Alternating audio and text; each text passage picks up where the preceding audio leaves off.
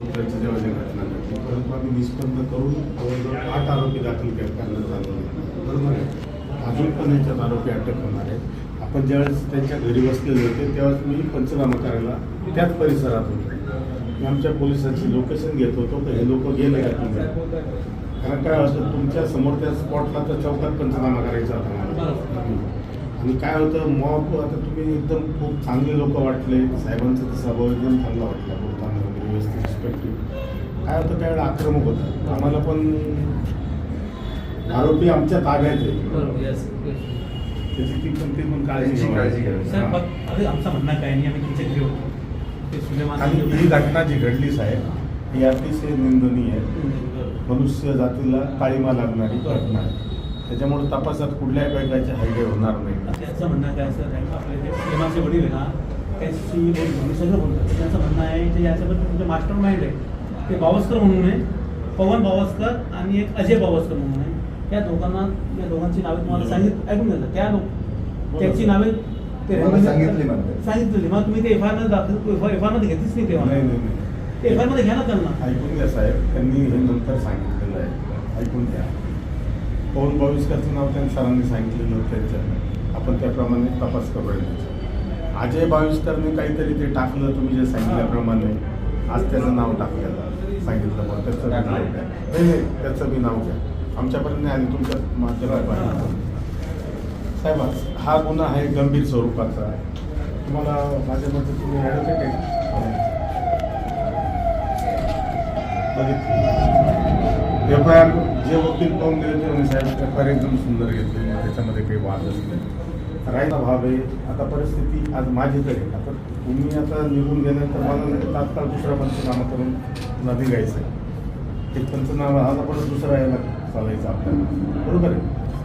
काय होतं दररोज खूप लोक येतात तिथे. काय होतं इन्व्हेस्टिगेशन मी करू राहिलो त्याच्या पलीकडे साहेब फोन खूप चालू राहतात. हे साक्ष्य करताना कोणी तो प्रॉब्लेम येतो. मी त्याच्यामुळे मी सांगितलेलं गोष्ट का बाबा तपासात कुठल्याही प्रकारची हलगर्जीपणा होणार नाही. जे गुन्हेगार असतील ते सुटल्या जाणार नाही. निष्पाप लोकांचं कोणाचं नाव जर टाकलं असेल त्याचं जर काही रोल पुढे सापडून राहिला तर आपण त्याला अशा गुन्ह्यात गंभीर गुन्ह्यामध्ये घेणं योग्य होणार नाही. ते न पटण्यासारखं ना तुम्हाला पटेल ना मला पटेल. बरोबर. त्यामुळे तपास आपल्याला पूर्ण या माध्यमातून करायचा का पारदर्शक तपास झालेला पाहिजे आपल्याला आणि विक्टीमला न्याय देण्याचा आपल्याला प्रयत्न करायचा आणि द्यायचा नाही. तर जसं एखादा निष्पापाला आपण घेतलं नाही पाहिजे त्याबद्दल आम्ही त्या गोष्टी सहमत आहोत. परंतु एखाद्याला सोडणं एखाद्यावर मर्जी दाखल करणं किंवा एखाद्या आपल्याला माहीत असलेल्या पाठीशी घालणं हे देखील चुकीचं असेल. बरोबर. म्हणजे असं देखील आपल्याकडून घडू नये अशी आमची अपेक्षा आहे. आमची आपल्याला शेवटची एवढीच विनंती ज्यांनी कोणी सोशल मीडियामध्ये अशा पद्धतीने त्यांची हायवे करू नका. कारण ही आज सोशल मीडियामध्ये बोलायची एवढी हिंमत केलेली आहे उद्या चालून ती करण्याची देखील हिंमत करायची. आणि हे कधीतरी ह्या मुलांनी देखील ह्यांची हिंमत एवढी वाढली कशी. अशाच सुलभ गोष्टीकडं आपण कधीतरी कोणीतरी आपणच नाही कोणीतरी दुर्लक्ष केलेलं आहे. आई बापांनी तरी दुर्लक्ष केलं असेल. समाजातल्या आमच्यासारख्याने तुमच्यासारख्याने दुर्लक्ष केलं असेल. त्याच्यामुळे हिंमत वाढलेली आहे.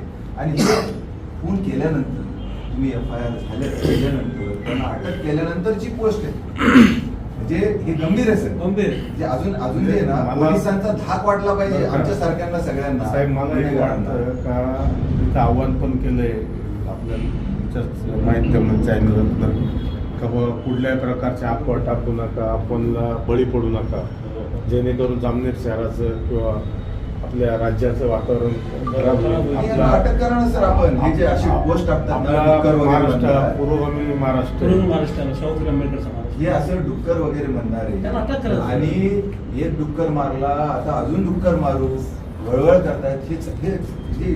हे किती मानसिकता वाईट मानसिकता हे पुढच्या गुन्ह्याची चुणूक आहे सर.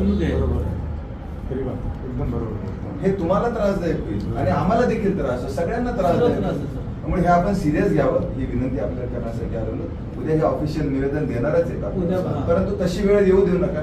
आपण तोंडी विनंतीवरनं त्याची दखल नाही. आपण निवेदन जर दिलं तर माझं कर्तव्य तुमचं निवेदन स्वीकारणं. फक्त आमची विनंती आहे की ह्या जो काही मेसेज आपल्याला सोशल मीडियामध्ये आलेला आहे त्याची दखल घ्या. तुम्ही स्वतःहून दखल घेतली खूप चांगलं. बरोबर. आणि सर काय करायचे पुराणी जबाब घ्या आणि पुराणी ते- जबाब घ्या. पुराणी जबाब घ्या आणि त्यामध्ये जे सांगू लागले ते सुलेमानचे वडील त्यांचे नाव घ्या ना, तुम्हाला ते आरोपी करा. ते म्हणतात की ऐकून सर, ते म्हणतात की ते लोक तिथे होते, जे नाव सांगितलं तुम्हाला ते घ्या ना तुम्ही, घ्या आमचं त्यांना. मनाचं काही नाही. आमच्या मनाचं काही नाही. त्यांना पुराणी जबाब द्यायचं. स्टेटमेंट घेतलं त्या दिवशी मी.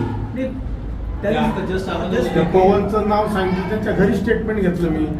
पवन त्यांना- बाविस्करचं नाव, त्यांना- तुम्ही म्हणला ना तेव्हा नाही सांगितलं. अजय बाविस्करचं नाव नव्हतं सांगितलं, ज्यांनी पवनचं सांगितलं. पोस्ट याच्या मागे टाकली. सर पूर्ण बघा, हे मास्टर याच्यामध्ये कोणते मास्टर माइंड आहे आणि खूप मोठा मास्टर माइंड आहे. लोकांचं काय होऊ लागलं माहिती आहे का, लोक वेगवेगळी चर्चा करू लागले की जे स्थानिक आमदार आहे, स्थानिक आमदारचा आहे. दबाव पोलीस डिपार्टमेंटवर आहे. मग पोलीस डिपार्टमेंट जे मास्टर माइंड आहे त्याला सोडू लागलं आणि काहीतरी दुसऱ्या लोकांना अशी हा, चर्चा तेवढा चर्चा आहे सर. हे चर्चा आहे. स्थानिक जे आमदार असेल, मग ते गिरीश महाजन असतील, कोणीतरी असतील, त्यांचं नाव आहे का गिरीश महाजनच्या सांगण्यावर पोलीस काम करू लागले. नाही, असं आणि ते बघा सर, जे सुलेमानचे वडील त्यांनी हेच आरोप केला सर आमच्याकडे. मी त्यांचं वारंवार ते पवन एका कोणीतरी बावस्कर त्या समोर साहेबाला सांगितलं मी, मग साहेबांनी काय आमचं ऐकून घेतलं नाही. हे आम्ही आमच्या मनानं सांगत नाही घेतलेलं सर. आहे त्याचं आमच्याकडे आहे. पण मग तुम्हाला अजून विनंती का त्याचं नाव घ्या तुम्ही त्याच्यामध्ये. घेतलेलं आहे मी. त्याच्या फिर्यादीचं असेल तर तुमचं नाव घेतलं घेतलेलं आहे मी. घरी जबाब घेतला त्यांच्या. अटक केली का त्यांना? अहो, अटक करायचं लगेच कसं काय करायचं अटक? काहीतरी पुरावा ते येऊन द्या ना आमच्याकडे. ज्यांचे पुरावे ज्यांच्याबद्दल पवनला केले. ऐका, एक मिनिट साहेब, त्याच्याबद्दल जे पुरावे येतात त्याची आजकाल एवढी कोणी लोकेशन काढू शकतोय. बरोबर. उद्या जर एखाद्याचं त्यांनी नाव दिलं वगैरे, याचा हा होता आणि तो होता, तर आपल्याला तो जर नसला तर त्याचं नाव उचल्या जाईल. उद्या जी चांगला गुन्ह्याचा तपास चालू आहे त्याच्यात पण घेऊन जाईल.